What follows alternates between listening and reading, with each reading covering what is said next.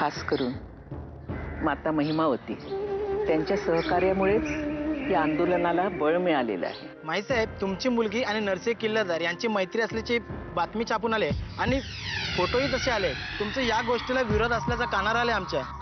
त्यात तथ्य आहे का? हे पहा, एक मिनिट. हे प्रश्न विचारायची ही वेळ नाहीये. आतेबाई, बाहेरच्या शत्रूपेक्षा घरातला शत्रूच कधीही धोकादायक असतो. जानकीचं इतर वेळचं वागणं केवळ तिचा अडाणीपणा म्हणून दुर्लक्ष करण्यासारखं होतं, पण माईसाहेबांना भेटून त्यांना पाठिंबा देणं म्हणजे नरसिंह जानकीला आता अडवायलाच पाहिजे.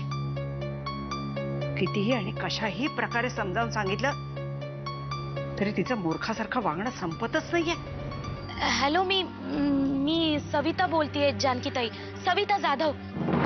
सविताताई, आपण भेटू शकतो का? नाही, तुम्हाला मदत केल्यामुळे माझं घर तुटायची वेळ आली.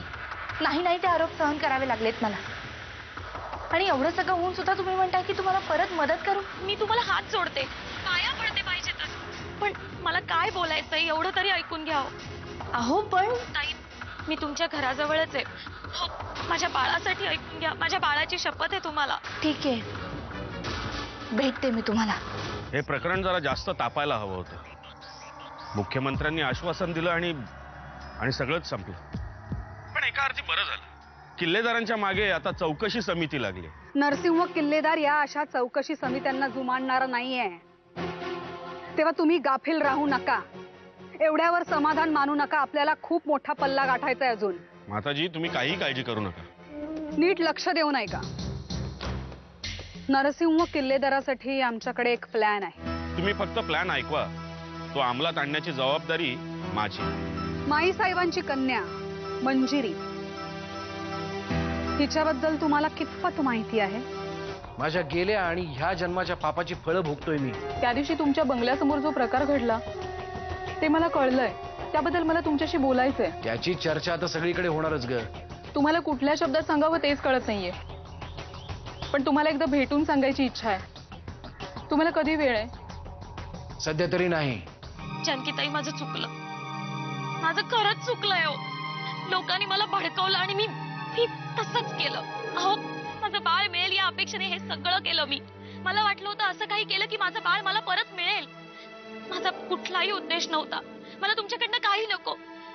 मी मोठ्या साहेबांची आणि वामन दादांची माफी मागायला तयार आहे. दारात तरी उभा करतील का तुम्हाला? बरं, मग बोला पटापटा. मी जरा घाईत आहे, काम आहेत माझ्याकडे. जे काही तुमचं काम आहे पटकन बोला. नाही, ती रमावतीला येणार होती. आम्ही सकाळपासून वाट बघतोय, पण ती काय आली नाही म्हणून फोन केला. ती रमावतीला येणार नाहीये. हो, पण काल तर ती म्हणाली की मी उद्या सकाळी येते म्हणून. काल येणार होती पण आज येणार नाहीये. निर्णय बदललाय तिचा. तुम्ही वाट पाहू नका तिची. तुमच्या मुलीचे प्रताप ऐकलेच असतील ना तुम्ही. अख्ख्या घराच्या मागे शुक्ल काष्ट लावलंय तिनं. इतक्या अडचणीत आणले आम्हाला की तोंड दाखवायला जागा नाही कुठे. वाकनीस, ते रणशिंगेचं प्रकरण निकालात काढा, कारण त्या बाबतीत आपण नक्की निर्दोष आहोत. साहेब, या सगळ्या प्रकरणातनं ती जोशीबाईच आपल्याला बाहेर काढू शकते, कारण तिने रचलेल्या खोट्या प्रकरणामुळेच हा गोंधळ झालाय सगळा. मग वाट कसली पाहताय वाकनीस? तिला पोलिसांनी पकडली होती ना. आता जामिनावर सुटायची वेळ आली आहे तिची. पण तिला आज सकाळीच अचानक पोलिसांनी सोडून दिलं. मला कळाल्यानंतर मी तिचा शोध घेण्याचा प्रयत्न केला, पण कुठेच सापडली नाही. वाकनीस, तुम्ही पूर्वीचेच वाकनीस आहात ना. एक काम धड जमत नाही तुम्हाला. माझी खात्री आहे यामागे सुद्धा विक्रांत महाडिकचाच हात असणार. साहेब, खरं तर आपल्याला एकही संधी द्यायची नाही असं विक्रांत महाडिकचा डाव आहे. त्यामुळे ती बाई आपल्याला कुठल्याही परिस्थितीत सापडलीच पाहिजे. ती बाई सापडणार आणि तो विक्रांत महाडिक सुद्धा संपणार नक्की. पण आता काही करून मला त्या रणशिंगेला भेटायचंय. काट्यानेच काटा काढायला हवा.